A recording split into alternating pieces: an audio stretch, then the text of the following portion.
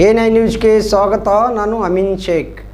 ವಿಶ್ವಮಟ್ಟದ ವೈದ್ಯಕೀಯ ಸೇವೆಗಳನ್ನು ಉತ್ತರ ಕರ್ನಾಟಕ ಭಾಗದ ಜನತೆಗೆ ಒದಗಿಸುವ ಉದ್ದೇಶದಿಂದ ಬಿಎಲ್ಡಿ ಆಸ್ಪತ್ರೆಯಲ್ಲಿ ಅತ್ಯಾಧುನಿಕ ತಂತ್ರಜ್ಞಾನಗಳನ್ನು ಆಸ್ಪತ್ರೆಗೆ ಅಳವಡಿಸಲಾಗುತ್ತಿದೆ.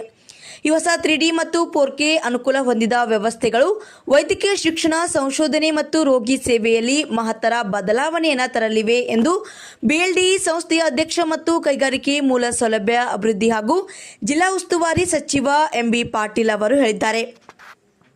ಹೌದು, ಇಂದು ಶುಕ್ರವಾರ ಬಿಎಲ್ಡಿ ಡೀಮ್ಡ್ ವಿಶ್ವವಿದ್ಯಾಲಯ ಶ್ರೀ ಬಿಎಂ ಪಾಟೀಲ್ ವೈದ್ಯಕೀಯ ಕಾಲೇಜು, ಆಸ್ಪತ್ರೆ ಮತ್ತು ಸಂಶೋಧನಾ ಕೇಂದ್ರದಲ್ಲಿ ನೂತನವಾಗಿ ಅಳವಡಿಸಲಾಗಿರುವಂತಹ ಅತ್ಯಾಧುನಿಕ ಲ್ಯಾಪ್ರೋಸ್ಕೋಪಿ ಮತ್ತು ಆರ್ಥ್ರೋಸ್ಕೋಪಿ ಯಂತ್ರಗಳನ್ನು ಲೋಕಾರ್ಪಣೆ ಮಾಡಿ ಅವರು ಮಾತನಾಡಿದರು.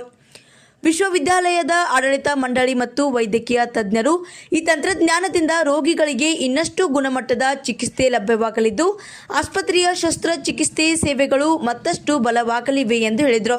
ಅದರಂತೆ ಈಗ ರಂಧ್ರಗಳ ಮೂಲಕ ಶಸ್ತ್ರಚಿಕಿತ್ಸೆ ನಡೆಸುವ 2 ಸೌಲಭ್ಯಗಳನ್ನು ಒದಗಿಸುವ ಮೂಲಕ ಮತ್ತೊಂದು ಮಹತ್ವದ ಆರೋಗ್ಯ ಸೇವೆ ಸೌಲಭ್ಯ ರೋಗಿಗಳಿಗೆ ಸಿಗಲಿದೆ ಎಂದು ಹೇಳಿದರು.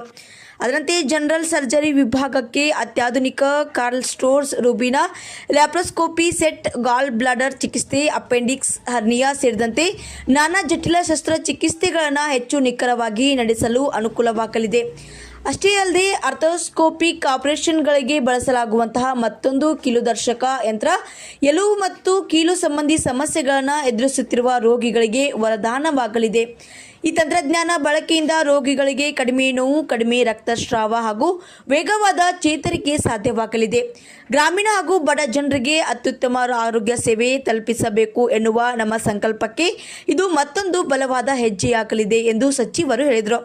ಅದರಂತೆ ಈ ಸಂದರ್ಭದಲ್ಲಿ ಡೀಮ್ಡ್ ವಿವಿ ಸಮಕುಲಾಧಿಪತಿ ಡಾಕ್ಟರ್ ವೈ.ಎಂ. ಜಯರಾಜ್, ಕುಲಪತಿ ಡಾಕ್ಟರ್ ಅರುಣ್ ಚಮ್ ಇನಾಮದಾರ್, ಕುಲಸಚಿವ ಡಾಕ್ಟರ್ ಆರ್.ವಿ. ಕುಲಕರ್ಣಿ, ಕಾಲೇಜಿನ ಪ್ರಾಚಾರ್ಯ ಡಾಕ್ಟರ್ ತೇಜಸ್ವಿನಿ ವಲ್ಲಭ್, ಹಿರಿಯ ಉಪ ಪ್ರಾಚಾರ್ಯ ಮತ್ತು ಸೂಪರ್ ಸ್ಪೆಷಾಲಿಟಿ ಆಸ್ಪತ್ರೆಯ ವೈದ್ಯಕೀಯ ನಿರ್ದೇಶಕ ಡಾಕ್ಟರ್ ವಿಜಯ್ ಕುಮಾರ್ ಟಿ. ಕಲ್ಯಾಣಪ್ಗೋಳ್, ಉಪ ಪ್ರಾಚಾರ್ಯ ಡಾಕ್ಟರ್ ಆನಂದ್ ಅಂಬಲಿ, ವೈದ್ಯಕೀಯ ಅಧೀಕ್ಷಕ ಡಾಕ್ಟರ್ ಎಸ್.ಎನ್. ಬೆಂಟೂರ್ ಸೇರಿದಂತೆ ವಿಶ್ವವಿದ್ಯಾಲಯದ ಅಧಿಕಾರಿಗಳು, ವಿಭಾಗದ ಮುಖ್ಯಸ್ಥರು ಹಾಗೂ ಅಧ್ಯಾಪಕರು ಸೇರಿದಂತೆ ಇನ್ನಿತರರು ಈ ಸಂದರ್ಭದಲ್ಲಿ ಉಪಸ್ಥಿತರಿದ್ದರು.